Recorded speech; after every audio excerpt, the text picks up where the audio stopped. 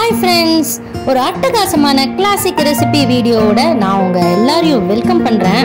அட ரசப்பொடி தீந்து போச்சே, என்ன பண்றதுன்னு யோசிக்கிறீங்களா? வாங்க இப்பவே போய் ரசப்பொடியை நம்ம பண்ணிடலாம்.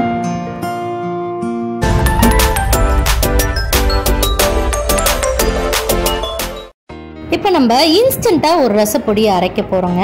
அதுக்கு ஏதோ ஒரு அளவு எடுத்துக்கோங்க. எந்த அளவு எடுத்துக்கிறீங்களோ அதில் 6 தனியா சேர்த்துக்கோங்க.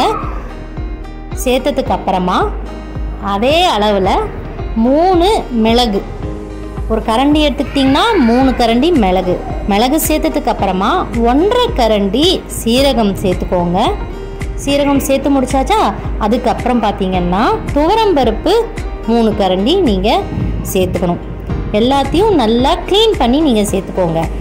சேர்த்ததுக்கு அப்புறமா 1.5 கரண்டி காஞ்ச மிளகாய் காம்பை எடுத்துட்டு நீங்கள் சேர்த்துக்கோங்க.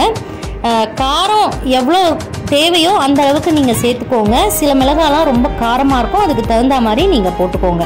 மிளகாயை சேர்த்ததுக்கு அப்புறமா ஒரு கைப்பிடி கருவேப்பிலை சேர்த்துட்டு ஒரு மிக்ஸி ஜாரில் போட்டு நல்லா நரன்னு அரைச்சி எடுத்து, இதையுமே நம்ம வறுக்கவும் வேண்டாம், காயவும் வைக்க வேண்டாங்க, டைரெக்டாக அரைச்சிடலாம். இப்போ நம்ம ரசப்பொடி அரைச்சாச்சு. கடைசியாக 1 டீஸ்பூன் மஞ்சள் பொடி சேர்த்துக்கோங்க.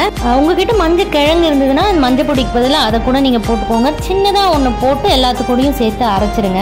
அவ்வளோதான், வேலையே முடிஞ்சுது. ஒரே நிமிஷத்தில் நம்ம ரசப்பொடியை அரைச்சிட்டோம்.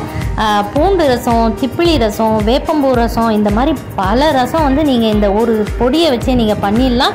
ரசம் பண்ணும்போது ஒரு 1.25 1.5 ஸ்பூன் நீங்கள் இந்த பொடியை சேர்த்திங்கன்னா வாசனை கமன்னு இருக்கும்.